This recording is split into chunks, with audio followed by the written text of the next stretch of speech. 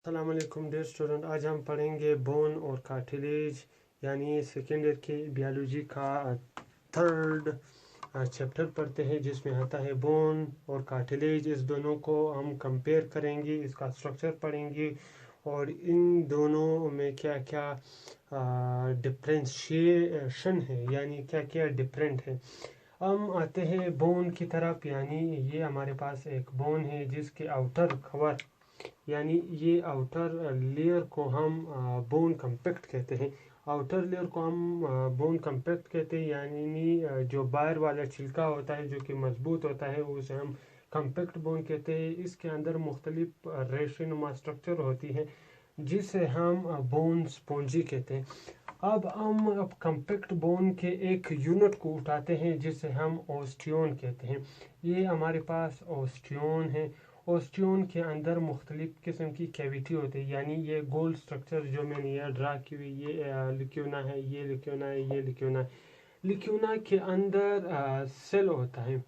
ये लिक्यूना के अंदर सेल है जिसको हम ओस्टियोसाइट कहते हैं। यानी लिक्यूना के अंदर जब सेल आता है तो उसे हम ओस्टियोसाइट कहते हैं। यहाँ ओस्टियोन में फाइबर भी होते हैं, मुख्तलिफ किस्म के फाइबर होते हैं, यानी कोलेजन फाइबर, इलास्टिक फाइबर, जो कि बहुत ही डेंस होते हैं, यानी बड़ी तादाद में होते हैं, जो कि एक दूसरे के साथ बहुत ही क्लोज होते हैं, यानी नज़दीक होते हैं। इसके बाद आते हैं मिनरल की तरफ। यानी ओस्टियोन में मुख्तलिफ किस्म के मिनरल होते हैं, यानी ये डॉट डॉट से जो मैं शो कर रहा हूँ ये मिनरल है, यानी कैल्शियम भी हो सकता है, कार्बोनेट भी हो सकता है, फॉस्फेट भी हो सकता है। जब कैल्शियम या दूसरे किस्म की चीज़ें ज़्यादा होती हैं, यानी मिनरल ज़्यादा होती है, तो ये ओस्टियोन यानी बोन के स्ट्रक्चर को बहुत ही हैवियर बनाती हैं। यहाँ हमारे पास एक स्ट्रक्चर आता है जिसे हम बोन मेरो कहते हैं। यानी ये बोन मेरो खून के बनाने में मदद देता है। यानी जब खून में मिनरल ज़्यादा होता है तो ये मिनरल आता है बोन मेरो में स्टोर होता है। जब जिस्म को खून की ज़रूरत होता है तो ये बोन मेरो जो कि खून बनाने में मदद देता है। अब आते हैं इसके की पॉइंट की तरफ। यानी बोन जो कि कोलेजन डेंसली पैक्ड होते हैं, यानी ओस्टियोन यानी बोन के अंदर बड़े मिकदार में कोलेजन फाइबर और इलास्टिक फाइबर होते हैं। इसके बाद आते हैं 3 टाइप ऑफ सेल, यानी बोन के अंदर 3 तरह के सेल होते हैं। एक को हम ओस्टियोब्लास्ट, दूसरा ओस्टियोक्लास्ट, तीसरा ओस्टियोसाइट।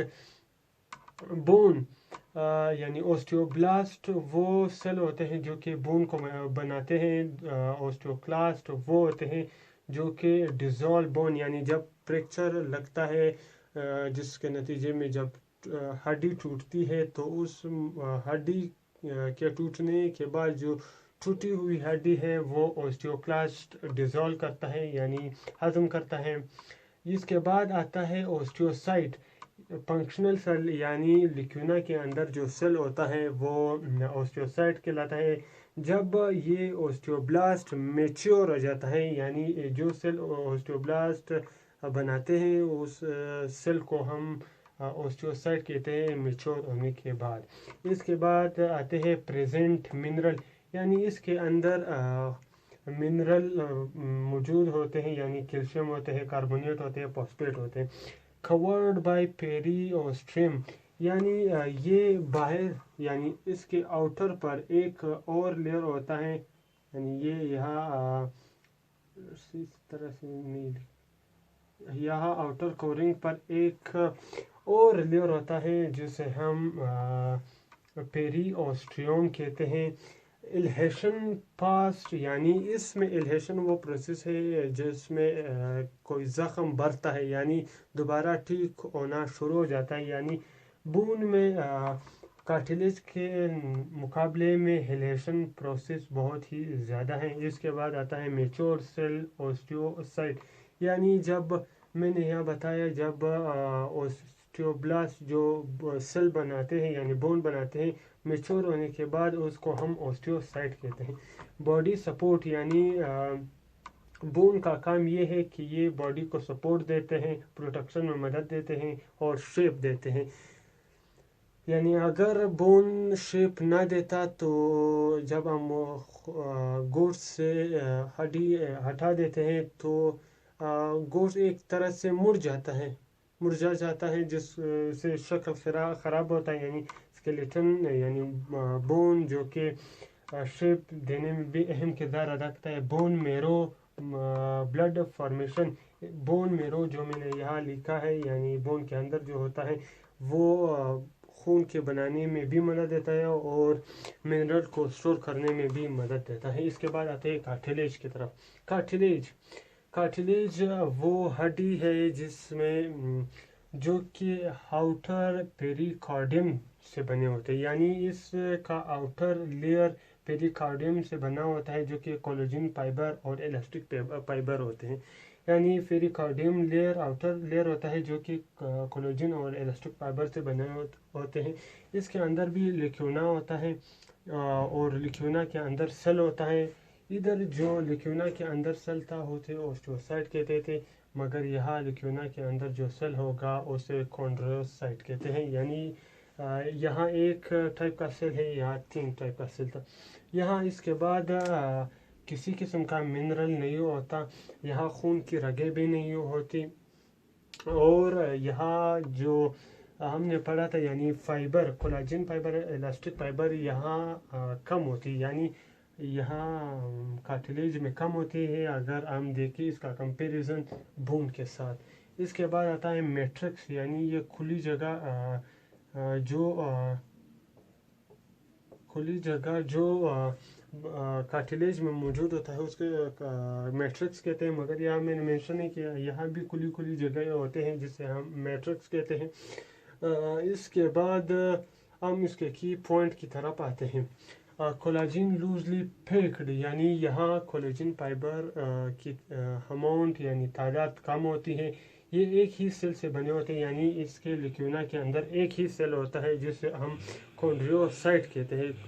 यानी बोन के अंदर हम उसे ओस्टियोसाइट कहते थे, यहाँ कॉन्ड्रोसाइट कहते हैं। यहाँ ब्लड वेसल एब्सेंट होते हैं मगर वहाँ ब्लड वेसल मौजूद होते थे। यहाँ नो मिनरल होता है मगर वहाँ पर कैल्शियम कार्बोनेट, फॉस्फेट वगैरह होते थे। यहाँ आउटर कवरिंग यानी जो कि इसको कवर किया हुआ है उसे हम पेरिकार्डियम कहते हैं, पेरिकॉन्ड्रियम कहते हैं, मगर यहाँ पर जो कि इसे कवर करते थे यानी बोन के आउटर लेयर को जो कवर करते थे उसे हम पेरिओस्ट्रियम कहते थे। इसके बाद आता है इल्हेशन स्लो। इसमें इल्हेशन यानी ज़ख्म के भरने, यानी हड्डी जब टूट जाती है तो यहाँ इल्हेशन प्रोसेस बहुत ही स्लो होता है।